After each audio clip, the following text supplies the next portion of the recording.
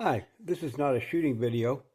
I'm going to be talking about my gallery loading, the genesis of it, how it started, what I'm doing, what I found, and this is Mark Target Handle, YouTube at Black Powder Yard, associated with my blog, blackpowderyard.com.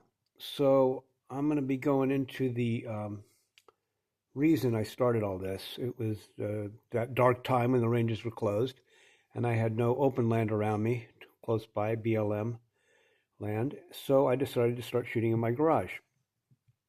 So I started out the normal route, ball, powder, filler, ball, get it close to the mouth of the chamber. Well, I found that didn't work too well because the balls became stuck in the barrel, the filler wouldn't clear, the wads got stuck.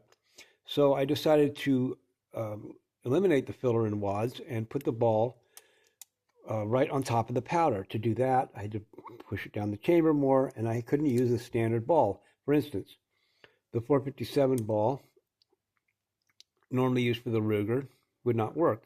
I could use the 454 ball, get it down there. I also used a 445 ball, which gave me good results at short ranges. And I also, for the 58, the 44 calibers, I used, instead of the 451 ball, I used the 445 ball. Even the 440 ball at small, short distances, with light loads of powder worked, but mainly the 445 ball. The Navy became a little different of a proposition. There's no ball close to the 375 of a smaller diameter, so I had to use a swaging hole through my quarter-inch steel bar, and I made it about a 369, 370, and I was able to get that down all the way down the chamber to rest on the powder. Now, to do all that, I needed my loading lever. I couldn't. That's why I generally keep the loading levers off of these. In this case, it's got the loading. There's no loading plunger. Of course, the 58 it's permanently attached. So this is strictly a benchtop proposition. You can wrap them down there if you're gentle about it. Don't get too much pressure, on the hammer. But generally, I use my loading lever. So I'm going to use I found that when I was shooting these low loads, I found something. I think I was getting a little bit more efficiency. So I'm going to compare some of Fadalas loads, especially his target loads. The Great Sam Fadala. This is his black powder loading manual, 4th edition. So I'm going to do a little comparison and see if I can illustrate some of the things that I found and why I'm doing what I'm doing. So here we go. So this is Sam. Okay. So I am shooting, actually, it's not a 451 round ball. It's actually about a 442 diameter, but it's derived from a round ball. It's still 141 grains, so it's a good comparison. He's shooting a 454, it's close. Dragoon obviously has a shorter barrel than the Walker, but here we go. I'm using 17% of the powder he used, and I'm getting 38% of the velocity, 321 divided by 852. So if we compare, a more direct comparison is the 258 8-inch barrels. He's shooting a 454 round ball at 20 grains with a 591, nice target load for him. I'm using 25% of that, and I'm achieving 42% of his velocity. So I'm getting a little more efficiency here than, well, a lot more actually. And if we go to the larger conical here, two Walkers, his Walker is shooting 180 grain. At 20 grains, he gets 680 feet per second. I'm shooting half of that, and I'm achieving 65% of his velocity with just 50% of the powder. Now this conical again is not, I swage it again and turn it into about a 442 to be able to get it down the chamber all the way using my loading lever. So that's how I do that. So the Navy, I'm going to look at the Navy here real quick and see something. Now I didn't bring some numbers for the Navy, but let's take a look at this real quick and see what the possibilities are here. So if we look at the 1851 Navy, oops, get my let's zoom down there. So you see what's happening here. He's doubling the powder, right? He's getting an 83% he's achieving 83% of this. In other words, he's increasing the velocity by 83% by just doubling it. So that's the possibilities there with the smaller calibers. Now I have to be careful here because if you look at the Walker, his max load on a round Buffalo Bend conical, 180 grain conical, his max load is 40 grains at 925 feet per second. Well, if I can get there pretty quickly. So if we look at this,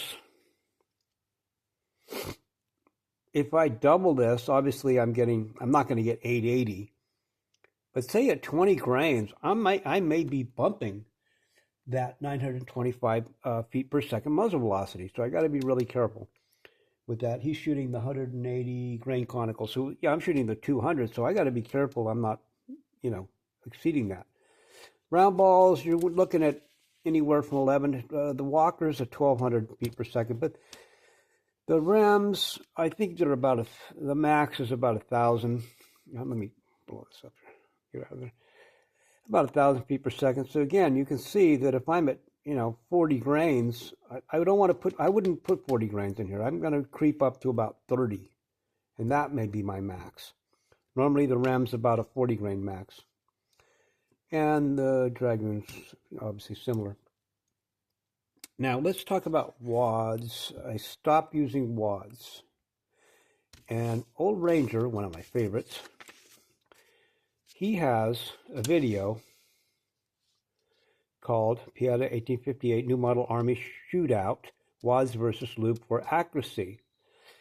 Now, shooting with just lube, grease only, no wad, 25 grains, he gets 872 feet per second. Now, a previous test, he notes, it took 30 grains, another additional 5 grains of triple F to get that 873. What's going on there? The wad only weighs 3 grains, so it's obviously not the, as part of the ejecta, you call it. It's not, that's not the issue here. And when my shooting, the wads would become stuck in the barrel.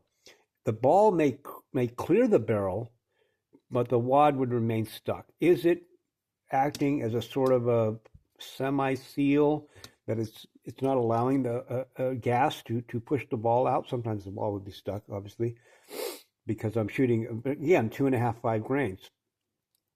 So I, again, got rid of the wad. Now let's talk more about wads here. He has another video shooting the 1858 Pieta Part 2. Okay, if he's shooting with wads, his groups are 1 to 2 inches lower than without wads at 21 yards.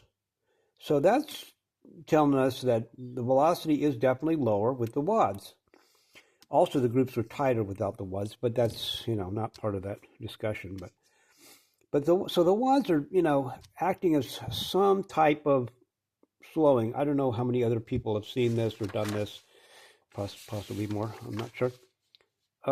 Cornmeal, let's talk about cornmeal. Cornmeal weighs about, let's see, 6 grains of weight per 10 grains of volume. So say I'm using 30 grains of cornmeal. I started out because I'm using I'm trying to force the ball in a normal fashion. I'm trying to get it close to the top of the chamber. So I'm putting, say, 5 grains of powder in and 30 grains of cornmeal. Well, with 141 ball, that's only 18 grains of cornmeal. Is not a lot as far as, ejecta. The powder has to work to force through the thing. 18 over 141, that's what, 15%, not hardly, of the total the ball weight.